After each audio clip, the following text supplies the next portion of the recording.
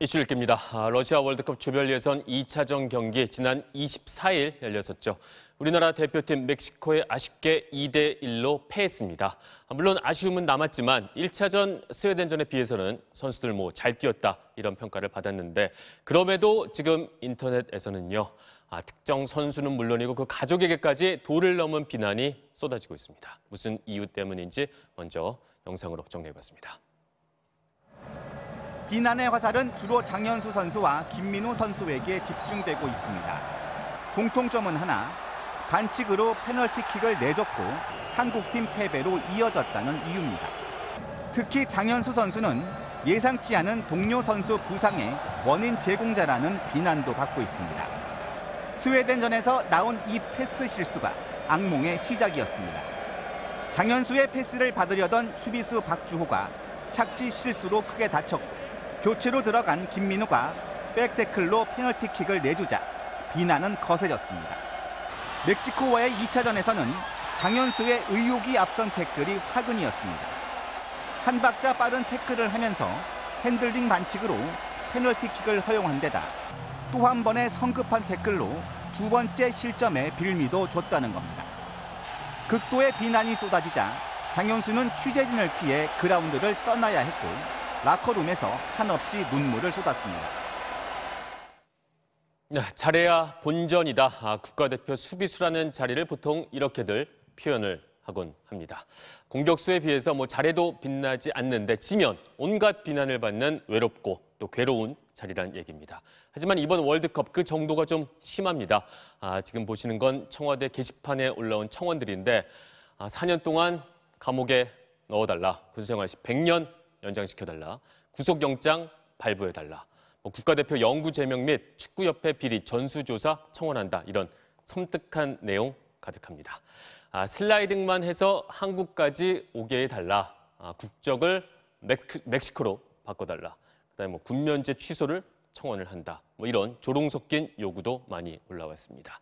선수 가족까지 싹 대한민국에서 추방해달라. 선수 가족 모두 도쿄로 보내달라. 이렇게 공격은 선수를 넘어서 선수 가족에게까지 무차별적으로 가해지고 있습니다.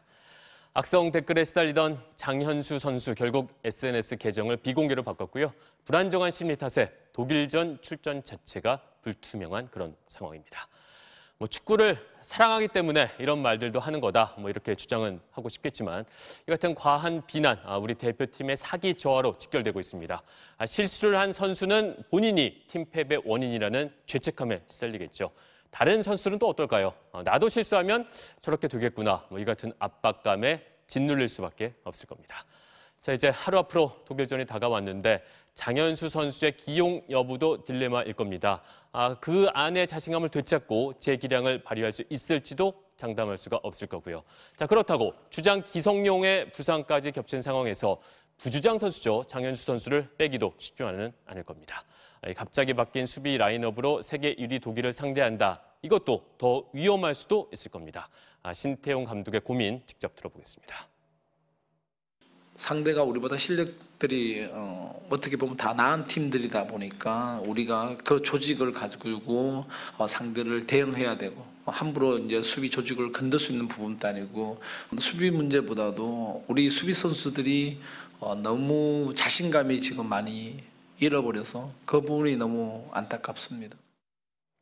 네, 이런 무차별적인 공격은 대표팀 선수만이 대상이 아닙니다. 이번엔 애꿎게도 스웨덴 가구 회사 이케아로 번져갔습니다. 스웨덴이 1대0으로 앞서가는 상황에서 침대 축구를 한 것에 대한 비난인데 청와대 게시판에는 스웨덴과 전쟁을 하자 이런 말도 안 되는 청원에서부터 이케아에 대한 불매 운동과 세무조사 요청까지 올라왔습니다.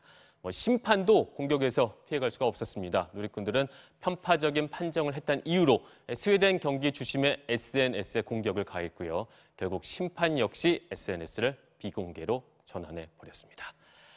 자, 좀 심하다는 생각 드실 것 같습니다. 지금 보시는 장면은 경기를 이긴 팀에 환호하는 장면, 그런 게 아닙니다. 잉글랜드에게 6대0으로 지고 있던 파나마가 한 골을 만회한 뒤의 모습인데 마치 역전골이라도 넣은 듯 얼싸안고 참 축제 분위기 부럽습니다. 6대1로 대패했지만 주눅들지 않고 끝까지 싸운 선수들에게 보내는 월드컵 첫 골에 대한 환호했습니다. 자, 우리는 어떨까? 9회 연속 월드컵 본선 진출, 2002년 월드컵 4강, 2010년 원정 16강까지 이뤄냈습니다. 하지만 실수한 선수를 향한 분노와 패배에 대한 원망 없어지기는커녕 오히려 사회 문제로까지 커지고 있습니다. 자, 질문은 이겁니다. 대체 우리는 왜 월드컵을 즐기지 못하고 있는 걸까? 대체 우리는 왜 태클을 잘못했다는 이유로 20대 선수에게 이토록 가혹한 걸까? 자, 내일 밤 11시죠. 예선 마지막 경기, 세계 1위 독일과의 경기가 남아 있습니다. 아직 우리 대표팀에게는 90분의 경기가 남아 있는 거죠. 우리 선수들 최선을 다해서 경기를 하고 또 우리는 그만큼의 존중을 보내줬으면 좋겠습니다.